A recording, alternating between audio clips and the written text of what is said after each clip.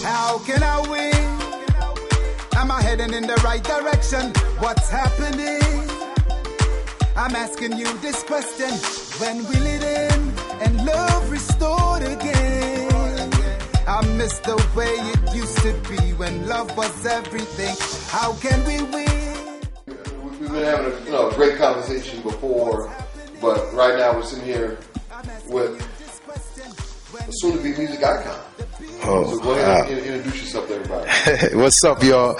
My name is Mr. Lee G from out of Brooklyn, NYC. I was originally born on the island of Trinidad and Tobago. And, I'm music all day, every day. All right, so describe your music for us. Well, first I started off singing in church, I was a choir boy in the choir and so forth. And once I migrated here at the age of 10 to Brooklyn in New York, I started getting involved with different genres of music like reggae, R&B, hip hop, music that I could feel, soul music I call it. So a lot of times once I started writing my own songs and stuff, a lot of people would try to say, well, put me in a box, so to speak. Well, you're a reggae artist or you're a Caribbean artist or whatever. I just tell them I'm a soul artist. I deal with music that you can feel in your soul, And I think that's all black music, really. They have something that brings them all together, and that's the soul aspect of it.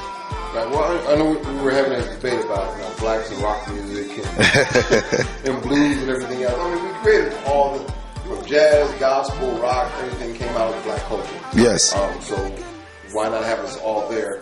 I know you're out of Brooklyn, and I think about another friend of mine that's from Brooklyn that's a sax player, Curtis Haywood. I think he's from Trinidad too, so kindred spirits around. He comes up here. So Lamont was talking about that you've been on the road with Beyonce, so I guess you got to go out there. So what were you on the road with Beyonce doing? Well, I was on the road. I was one of her muscle men in 2004 at the ladies' first Verizon tour.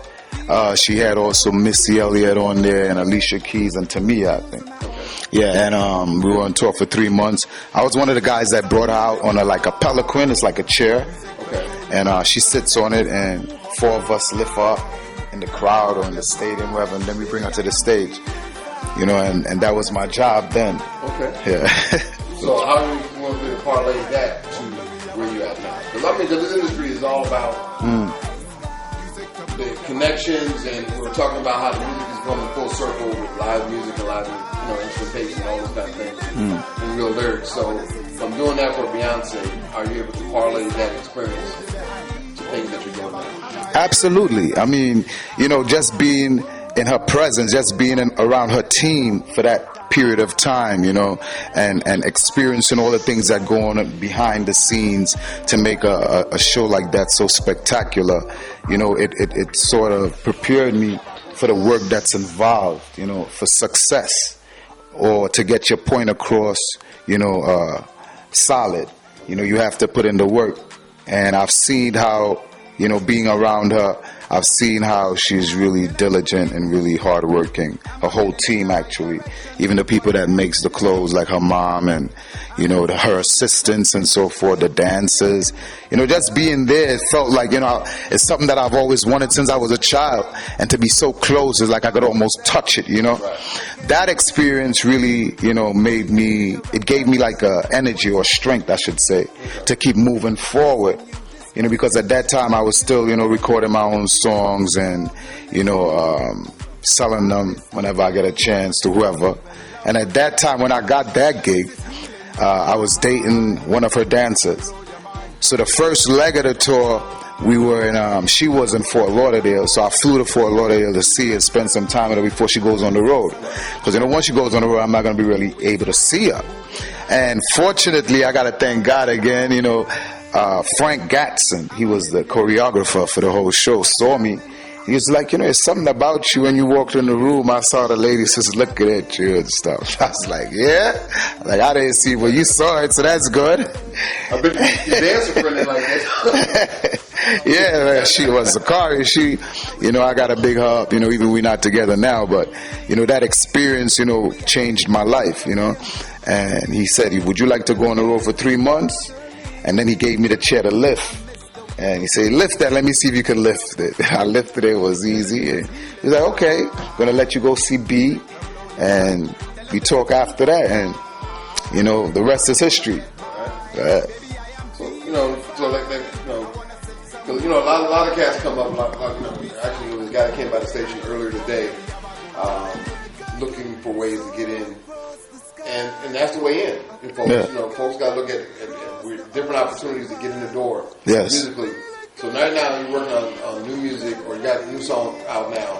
A cat that's been here in town before, and been known associated with Mary and Mom, Terry and Monica, and a whole other folks around the DC with Chuck Thompson. So how's that experience? Wow, that experience, I got one word to explain that experience. It's epic, you know. The funny thing about it is that, you know, growing up in New York, growing up in Brooklyn, I always looked at records, like the credits. Right. So I would get a CD. If I bought the Fate CD and I looked at it, I would always look at the credits in the back, you know, to see who it is that produced the track. Right. And I've always noticed, like even on the Biggie Smalls album, Ready to Die, you know, I saw his credits on it. Chucky Thompson. I look at the Faith, Chucky Thompson. Mary J. Blige, Chucky Thompson. I'm like, who is this dude? Because I was always like attracted to the soul in the music. It's a lot of soul, a lot of funk and soul in his music, and that's the stuff that drives me. I'm driven by the soul, something that it touches a part of me that nothing else touches, you know what I mean? So the fact that I was looking at these CDs and so forth, and I was like, this dude, if I could only work with this dude one day, and this is about 15 years ago now. I'm saying this. Yeah, you know, and that's when he was really prominent. I mean, people were talking about him all the time. So I was saying to myself back then, I was like, man, if I could just get a chance to make a record with this guy, you know what that would be? I'll definitely be on the map, you know? And that's what I said 15 years ago. So this year, I'm in DC at a major hype show. So the guy that's there with me and my manager, he's like, you know, I'm about to go to the studio and I'm going to go link up with Chucky. So he says Chucky, and I'm like, well, it's probably some of a dude named Chucky. You know, he's like, we go to the studio and hang out, you know, and stuff. So we had the show, and he was like, so the show is done now. He's like, and I'm about to head over there. So I'm like, but you said you was going again?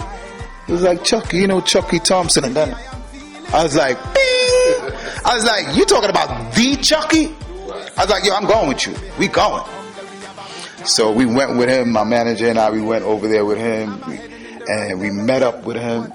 The coolest dude in the world, you know, and I just kept talking about all the stuff he's done. And he was just laughing, and I was like, man, I can't believe I was coming here to see you, blah, blah. And from there, we just hit it off. And then I started saying, well, you know, I'm an artist. I do music. Check out my YouTube. We put on the YouTube right there in the studio. Started looking at some of my songs. One of my songs came on called Every Little Thing. He picked up a guitar and started playing. And I noticed he was playing on the right side, like Jimi Hendrix. So I was like, this dude is sick with this thing, you know? Then he's there and he's like, you know, I'm feeling the vibe and stuff, me kicking it. He's like, well, before we left, I was like, man, it would be a privilege or a pleasure just to get a chance to work on a track with you. He was like, don't worry about it, man. You know, next time you come to DC, you're going to be in the booth, man. He said that. I was like, well, you know, I hear talk from all kinds of big ballers all the time. They make all these promises. It's like, you know, you never know. But actually, he asked, you know, about me to the same guy that took us there. They got in contact with my manager, and it was like, you know, the dude wants to really do the record. I'm feeling what he's doing, you know, and the rest is history. Well, that's good. So you just work on a single with him, or maybe EP. You want to do a whole EP? I want to do EPs with this dude. You know what I'm saying? Because we went in the studio. We actually did this record Healing Time in 2 days. Okay. And when I say 2 days, not the entire 48 hours either. You know, we went into the studio, started from scratch. We put on the order meter, I started playing the guitar, and from there started building, and I started thinking about what I was gonna say. Then we had a little conversation about where we would want to go with the record. I said I want my contribution to be something solid, something that's, relevant to what's going on today. And he was like, you know what? We be doing this record, and I got this feeling like, Marvin Gaye, like, what's going on? What's going on? That Marvin Gaye record. And he was like, that's the kind of feeling I'm feeling from the energy that we having here. And I was like, you know what? I'm going to build on that. Okay. And that's how we came up with Healing Time. Right, so especially with all the stuff that's going on with worldwide. And that's worldwide. And UConn. Yeah. And Yale. Yeah. Black Lives Matter. School. So. Yeah. And to add to that, Black Lives Matter, the fact that other people take our lives, people shooting in the churches and all that. But what I wanted to emphasize as well is that it even sad when, we are the ones that are taking our own lives, and I wanted to get that point across too, especially now, so much killing that's taking place in the Caribbean and in Africa and Europe. I mean, even in America right here, so much stuff that's going on. I felt like this record was, just in the right time. All right, so have you shot a video for this one yet? Now on Thursday, I'm leaving for Africa because I have a charity out there in Mali, in Gao and Bamako. We did a sneaker drive this year. Every year we do something, and this year we did a sneaker drive where we collected sneakers and clothing. We collected 400 pairs of good sneakers, not no busted stuff, good stuff. And I like pair flyers. Hey, yeah, yours look good. Your boots. Yeah, and we collected these from all the youth. All the stuff was donated by youths in Brooklyn. Young people under the age of 25. That's good. And the fact that they were making these contributions to the other people in another country and so forth, we're gonna give them like a certificate and some sand from Mali in the desert and so forth to thank them for what they have done. Because it wouldn't have been possible without them. So I'm going to go there on Thursday, and I'm going to be back in December after we clear the barrels, because the barrels left. And I'm going to clear them and donate the stuff and get back, and then we're going to shoot the video in the beginning of January. Okay.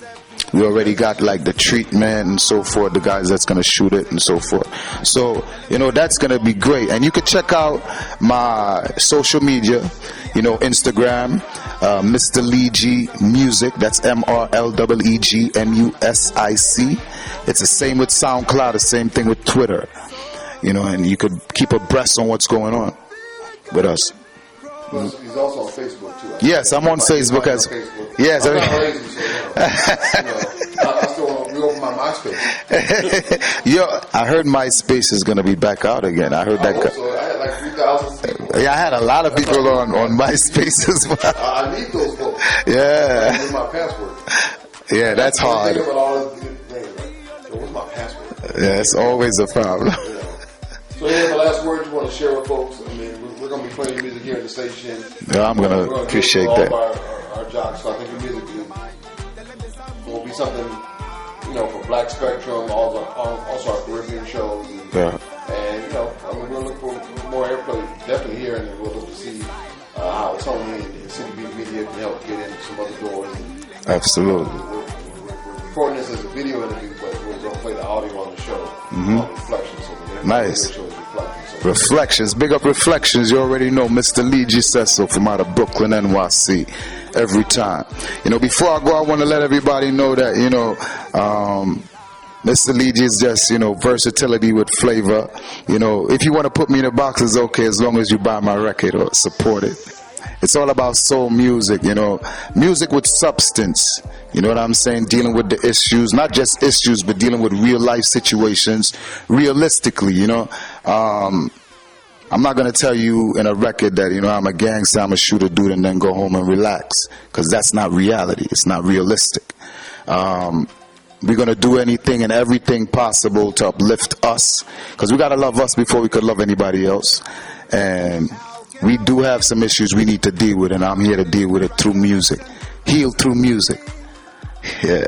Well, that's good, because when we bring back our tastemakers, one of the panels we're going to have is on health and healing. So we have to bring you up to come talk. I would love to. Health is 360 degrees. Oh, yeah. A lot of different things in there, and We got to deal with the musical health, and we got to deal with our spiritual health, Absolutely. mental health, and that, a lot of us, are afraid to talk about mental health issues, and we need to get all that out. So hopefully, in the near future, we'll bring Tastemakers Soul back. Yes. And we want to thank Lamont and Marlo. Oh, yeah. For always looking out for us and bringing them up here, making them drive to come up. Yeah. When artists come in, we have a more vested interest to really support them.